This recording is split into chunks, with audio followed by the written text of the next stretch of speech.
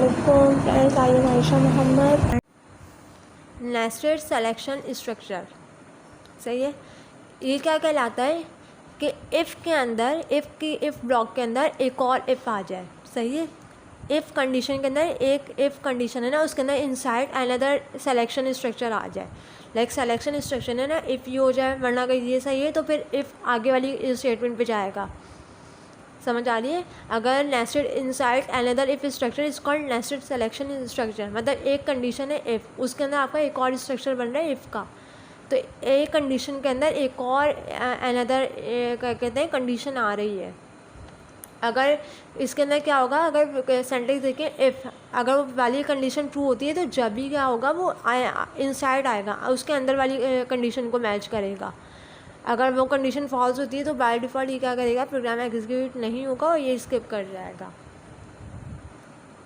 तो ये कहलाता है हमारा नेस्टेड सिलेक्शन स्ट्रक्चर, जिसके अंदर हमारे पास वन सिलेक्शन स्ट्रक्चर है ना, लाइक इफ़, उसके अंदर एक और क्या कहते हैं सिलेक्शन स्ट्रक्चर आ रहा है इफ़ का। अगर पहली वाली सिलेक्शन स्ट्रक्चर हमारा ट्रू होता है तो जब भी वो अंदर वाली सिलेक्शन को देखेगा जो हमारी इफ़ की कंडीशन फिर मैच होती है या नहीं होती। चले नेस्टेड इफ एग्जाम्पल के हम देख लेते हैं। एग्जाम्पल क्या है, इसके अंदर लिखा हुआ है जो वही हमारा प्रोग्राम जब हम जिस तरह स्टार्ट करते हैं इन क्या कहते हैं इंक्लूड studio.h iostream.h, वो जो करा हुआ है अंदर हम बॉडी के पार्ट देख रहे हैं क्या करना है। हमारे पास इंटीजर हमारे पास मार्क और एज दिए हुए हैं, सही है। डिक्लेयर किया है हमने दो वेरिएबल, एक मार्क के नाम से और एज के नाम से। और फिर हमारे पास सी आउट आ रहा है, आउट क्या करते हैं enter your mark with cin mark, सही है। आउटपुट और इनपुट फंक्शन यहाँ लगे हुए हैं। विथ सी आउट हमने दिया हुआ है enter your age, like user जो है वो यहाँ पे अपनी एज को इंटर करेगा। अब यहाँ पे देखिए कंडीशन में दिया हुआ है if mark is greater than equal to 60। अगर ये वाली कंडीशन ट्रू होती है फिर वो अंदर वाली क्या कहते हैं कंडीशन को देखेगा। अगर मार्क्स हमारे पास ये कंडीशन है तो फिर अंदर वो क्या देखेगा, एज की कंडीशन को, कि age greater than equal to 18, तो फिर उसने क्या प्रिंट करवाना है, cout you got the job, सही है। अदरवाइज़ क्या करेगा, ये कंडीशन फॉल्स होती है तो फिर वो बाय डिफ़ॉल्ट कौन सी कंडीशन को देखे क्या करवा देगा, सी आउट में गुड लक प्रिंट करवा देगा। अगर डिपेंड ऑन के आपकी इफ़ की कंडीशन फॉल्स हो जाए तो बाय डिफ़ॉल्ट क्या प्रिंट करवा देगा, गुड लक, सही है। और फिर रिटर्न वो ज़ीरो कर देगा, मेन के अंदर जो हमारा है वाइड है इसको ज़ीरो करके प्रोग्राम हमारा स्किप हो जाएगा।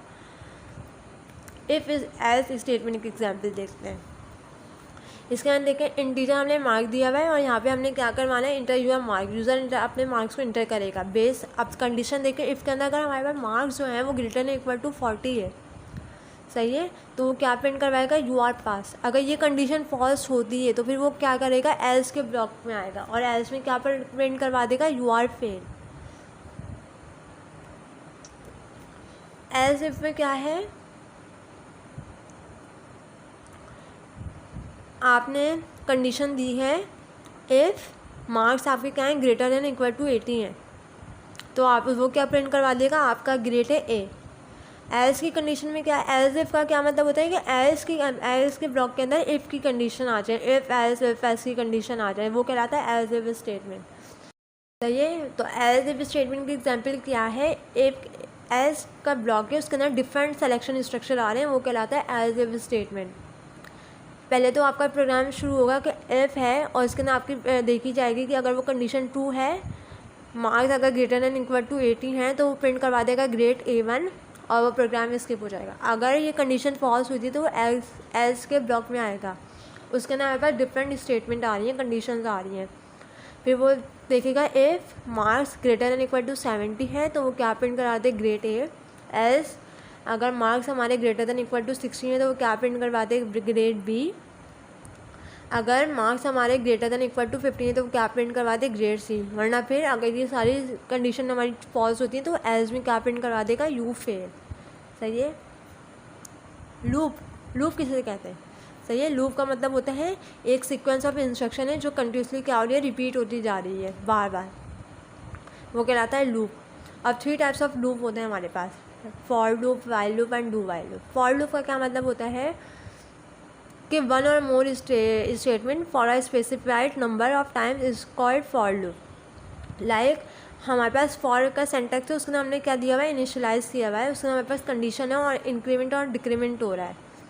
लाइक एग्जाम्पल देखें, इनिशियलाइज़ हमने किया हुआ है x बराबर है 1 के, और फिर कंडीशन हमने लगाई है जो x है हमारा, जो हमने इनिशियलाइज़ किया हुआ है, अगर वो ग्रेटर दैन इक्वल टू 10 है तो उसके अंदर क्या इंक्रीमेंट कर दे, इंक्रीमेंट प्लस प्लस, मतलब कि इंक्रीमेंट 1 कर दे, और ये लूप चलता रहा है, तो ये कहलाता है फॉर लूप। सही है।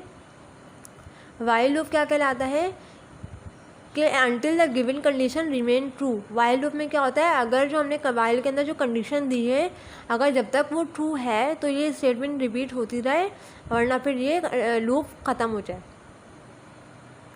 डू वाइल लूप में क्या होता है कि जो आपने डू के अंदर जो हमने स्टेटमेंट दी है, सही है, हमारा डू ब्लॉक है, उसके अंदर जो हमने स्टेटमेंट दी है, सेंटेक्स देखें, स्टेटमेंट 1 स्टेटमेंट 2, ये कब एग्जीक्यूट होगी, ये लूप कब तक चलता रहेगा, अनटिल तक जो हमारी कंडीशन है वो ट्रू हो जाए, नहीं हो जाए। ये वाइल अगर कंडीशन अगर हमारी जब तक ट्रू हो जाए तो ये सारी स्टेटमेंट क्या हैं, वो चलती रहें, रिपीट होती रहें, एग्जीक्यूट होती रहें, तो ये कहलाता है डू वाइल लूप। इसकी एग्जाम्पल देखें फॉर लूप की। फॉर में क्या है, इंटीजर आई है, सही है, हमने इनिशियलाइज़ किया हुआ है जो कि बराबर है 0 के, और फिर हमने क्या दी हुई है, कंडीशन बताई हुई है कि जो आई है वो ग्रेटर देन, वो सॉरी ग्रेटर बोल रही हूँ, आई लेस देन 5 है, आई छोटा है 5 से। सही है। और फिर इसके अंदर हम क्या करवा रहे हैं, इंक्रीमेंट करवा रहे हैं। अगर ये देखें तो ये सही है ना, इंटीजर आई तो बराबर है 0 के, तो आई छोटा है 5 से, तो इंक्रीमेंट हो जाए, इंक्रीमेंट होता रहा है। और सी आउट में हम क्या प्रिंट करवा रहे हैं, आई, और स्लैश एन हमने बैकवर्ड स्लैश लगाया है, और मतलब कि एक प्रिंट हो, फिर नेक्स्ट लाइन में हमारे पास सारे प्रिंट होते थे, और फिर रिटर्न करवा दे 0। अब देखिए इसका आउटपुट क्या आएगा, आई है बराबर है 0 के, तो पहले तो वो आई में क्या प्रिंट करवा देगा 0, फिर वो नेक्स्ट लाइन में आएगा, फिर इंक्रीमेंट होगा। सही है, आई प्लस प्लस है ना, मतलब अब कंडीशन ट्रू हो गई है, अब इसमें इंक्रीमेंट करवाओ, फिर देखेगा आई बराबर हो गया 1 के, क्योंकि इंक्रीमेंट हो गया, 0 से 1 हो गया, फिर देखेगा आई लेस देन 5, यस ट्रू, फिर क्या प्रिंट करवा देगा 1, क्योंकि आई अब क्या हो गया 1, फिर इंक्रीमेंट होगा, आई 1 से क्या हो जाएगा 2 हो जाएगा, फिर कंडीशन मैच करेगा, आई मतलब जो 2 लेस देन 5, यस, फिर वो क्या प्रिंट करवा देगा 2, फिर इंक्रीमेंट होगा, फिर चेक करेगा 2 लेस देन 5, यस, फिर वो 3 प्रिंट करवा देगा, और फिर आई में इंक्रीमेंट होगा, 3 से वो क्या हो जाएगा 4 लेस देन 5, यस, ये भी सही है, तो यहाँ पे आउटपुट हमारे पास क्या आ जाएगा 4, और फिर इंक्रीमेंट होगा 4 से वो आई क्या हो जाएगा 5 हो जाएगा, तो 5 लेस देन 5 नहीं, ये फॉल्स है, तो ये क्या होगा, यहाँ पे प्रोग्राम क्या कर देगा, रिटर्न उसे क्या करवाएगा, मेन के अंदर 0 करवा देगा, और ये प्रोग्राम एंड हो जाएगा। सही है। तो इस तरह फॉर लूप ये चलता रहेगा जब तक कंडीशन हमारी फॉल्स नहीं हो जाती, ये लूप हमारा क्या हो रहा है, चलता रहा है।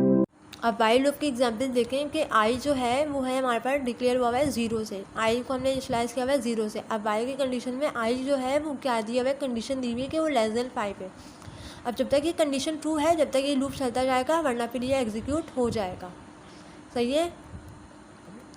डू वाइल लूप में क्या है कि इंटीजर है, हमारा मेन बॉडी यहाँ से स्टार्ट हो रही है, वहाँ पे हमने आई को डिक्लेयर किया हुआ है 0 से। अब डू के अंदर हमने क्या स्टेटमेंट दी हुई है कि यहाँ पे हमने आई के अंदर जो जो वैल्यू आती जाएंगे उससे प्रिंट करवाना है, और वो नेक्स्ट लाइन पे आ जाए और ये इंक्रीमेंट होता रहे। अब ये किसकी बेसिस पे लूप चलेगा, वो वाइल की कंडीशन को देखेगा, जब भी अगर वो वाइल की कंडीशन ट्रू होती है तो वो डू के जो स्टेटमेंट है उसे प्रिंट करवाएगा।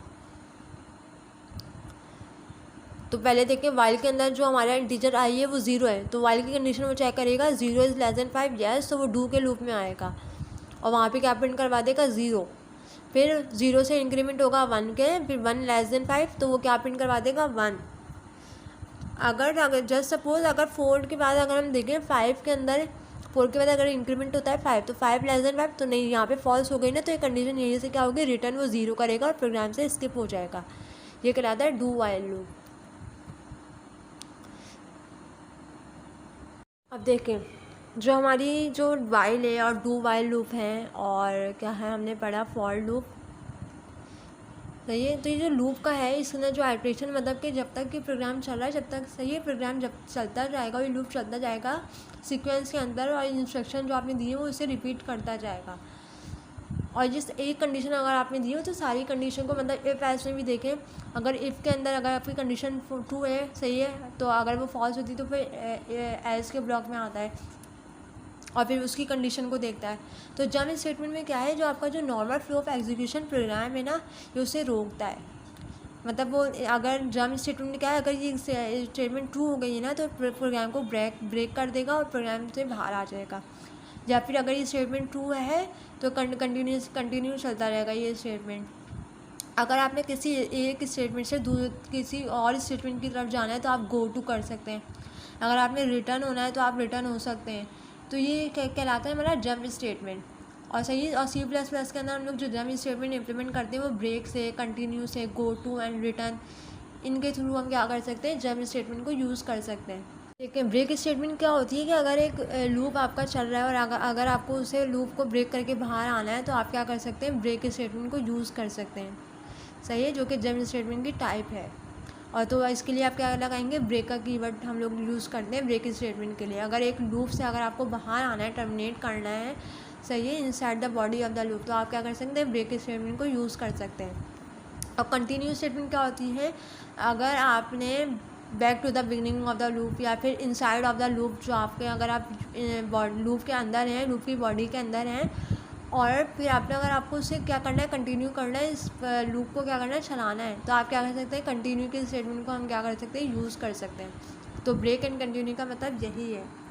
सही है, तो ब्रेक के अंदर हम लोग क्या करते हैं, अगर आपको इस लूप को टर्मिनेट करना है, सही है, जो बॉडी ऑफ द लूप है उसे टर्मिनेट करना है, तो आप क्या कर सकते हैं, ब्रेक का कीवर्ड लगा के उसे ब्रेक कर सकते हैं। कंटिन्यू का क्या मतलब होगा कि आपने दो, आपके पास एक आइटरेशन रह रही है, डिफरेंट लूप है, अगर आपने एक लूप के अंदर एक लूप को टर्मिनेट करके दूसरे लूप के अंदर आना है तो आप क्या कर सकते हैं, कंटिन्यू का कीवर्ड हम यूज़ करेंगे कंटिन्यू स्टेटमेंट के लिए, कि आपने इस लूप को क्या करना है, कंटिन्यू रखना है। तो हम क्या करते हैं, इसके लिए कंटिन्यू का हम लोग कीवर्ड यूज़ करते हैं in C++। Break statement and continue statement में क्या डिफरेंस हुआ कि ब्रेक स्टेटमेंट हम क्या करते हैं कि वो जो लूप है आपका, बॉडी ऑफ द लूप है, वो उसे क्या कर देता है, एग्जीक्यूट करवा कर टर्मिनेट कर देता है और प्रोग्राम से बाहर आ जाता है। और इसके लिए हम क्या कीवर्ड यूज़ करते हैं, ब्रेक। जबकि कंटिन्यू स्टेटमेंट क्या होती है कि आपके पास एक आइटरेशन चल रही है डिफरेंट लूप से, और अगर आपको एक लूप से दूसरे लूप में आना है तो वो पहले वाला लूप को क्या करेगा, स्टॉप कर देगा, सही है, एग्जीक्यूट कर देगा और दूसरे वाले लूप में आ जाएगा, मतलब ये कंटिन्यू रखता है। सही है, आपका लूप क्या है, कंटिन्यू है, तो आपको क्या करना है, कंटिन्यू स्टेटमेंट के लिए कंटिन्यू का कीवर्ड यूज़ करना है। गो टू स्टेटमेंट क्या कहलाता है कि गो टू स्टेटमेंट आप कहीं भी यूज़ कर सकते हैं। लाइक आपका एक फंक्शन है, उसके अंदर आपने कहीं भी गो टू स्टेटमेंट लगा दी है, सही है। अब गो टू स्टेटमेंट क्या करेगा कि आपको एक फंक्शन से आप डायरेक्टली जंप कर सकते हैं any part of the function, सही है। और क्या कहलाता है कि जो आप गो टू फंक्शन आप लगाते हैं तो वो हम किस तरह लगाते हैं, विद इन अ कॉलन के अंदर आइडेंटिफाई करते हैं गो टू स्टेटमेंट को, सही है। और गो टू स्टेटमेंट क्या कर रहा है कि आपको एक फंक्शन से किसी और फंक्शन के ऊपर लेके जा रहा है, मतलब गो टू कर रहा है। रिटर्न स्टेटमेंट क्या कहलाती है कि आपने जो फंक्शन है, सही है, किसी भी any part of the function है, उसे आपने कुछ रिटर्न करना है, ट्रांसफ़र, सही है। लाइक एक फंक्शन है, सही है, आपने मेन लगाया, आपने फंक्शन शुरू किया, अगर आपको एंड में उसे कुछ रिटर्न करवाना है फंक्शन को, तो हम क्या कराते हैं, रिटर्न स्टेटमेंट करते हैं कि लाइक रिटर्न 0। और हम लोग रिटर्न जो फंक्शन है, फंक्शन क्या है, वो वाइड नहीं हो सकता, इसके लिए हम कोई भी एक्सप्रेशन या वैल्यू के अंदर हम लोग क्या कराते हैं, रिटर्न करवाते हैं। किसी भी फंक्शन के अंदर कोई भी वैल्यू हमने रिटर्न करवा दी इस फंक्शन को, तो क्या कहलाता है, रिटर्न स्टेटमेंट। कि आपने जो आपका, अगर आपका जो स्टेटमेंट है वो स्टॉप कर जाए, मतलब जो फंक्शन है वो एग्जीक्यूट कर जाए और आपने उस फंक्शन को क्या करवाना है, कुछ रिटर्न करवाना है, तो उसके लिए आप क्या करते हैं, रिटर्न स्टेटमेंट को यूज़ करते हैं। एग्जिट स्टेटमेंट क्या कहलाता है कि अगर आपको टर्मिनेट करना है, प्रोग्राम को क्लोज़ करना है, तो आप क्या यूज़ कर सकते हैं, एग्जिट फंक्शन को। और एग्जिट फंक्शन के लिए जो हमारा जो हेडर फाइल होता है ना, इंक्लूड के, तो हम लोग हेडर फाइल में stdlib.h, ये हेडर फाइल में इसे डिफ़ाइन करते हैं लाइब्रेरी को एग्जिट फंक्शन के लिए। तो हम ब्रेक स्टेटमेंट देखते हैं किसी एग्जाम्पल हम किस तरह ब्रेक स्टेटमेंट को प्रोग्राम में यूज़ करते हैं। अगर किसी लूप के अंदर ब्रेक स्टेटमेंट आ रही है, अगर ये लूप समझो चलता जा रहा है और इफ़ की कंडीशन अगर ट्रू होती है तो वो वहीं पे ब्रेक हो जाएगा हमारा प्रोग्राम। सही है। फॉर के अंदर देखो इंटीजर में आई जो है डिक्लेयर किया हुआ है 0 और फिर इसने लगाया बताया हुआ है कि आई जो है वो लेस देन 10 है और इसके अंदर इंक्रीमेंट हो रहा है। और फिर इफ़ की कंडीशन में बताया हुआ है जब तक ये लूप चलेगा, जब तक आई अगर 4 के बराबर आ जाए तो यहीं पे ये क्या हो जाएगा, प्रोग्राम ब्रेक हो जाएगा। पहले वो 0 प्रिंट करवाएगा, फिर उसमें इंक्रीमेंट होगा। सही है। फिर 0 से 1 हो जाएगा, फिर वो देखेगा, फिर वो 1 प्रिंट करवाएगा। सही है। इफ़ के अंदर आएगा नहीं, इफ़ के ब्लॉक में जब आएगा जब उसे आई की वैल्यू बराबर मिलेगी 4 के। फिर 3 होगा, फिर 3 से जब इंक्रीमेंट होगा 4 तो 4 देखेगा और फिर उसके ब्लॉक में आएगा और फिर क्या देखेगा, 4 बराबर है 4 के, तो यहीं पे क्या हो जाएगा, प्रोग्राम आपका ब्रेक हो जाएगा। कंटिन्यूस स्टेटमेंट में क्या हो रहा है कि जो फॉर के अंदर जो लूप है जब तक आई क्या कहते हैं बराबर है 4 के, मतलब कि वो क्या हो रहा है, कंटिन्यू होता जा रहा है। इसके अंदर यहाँ कोई प्रोग्राम हमारा ब्रेक नहीं हो रहा। आई की वैल्यू हमारे कहाँ तक प्रिंट होगी, 9 तक, क्योंकि लूप जो है वो कंटिन्यू है, ब्रेक नहीं है। अगर 4 बराबर है 4 के तो वो क्या है, कंटिन्यू है लूप आपका, ब्रेक नहीं होगा यहाँ पर। तो इन दोनों में यही डिफरेंस है।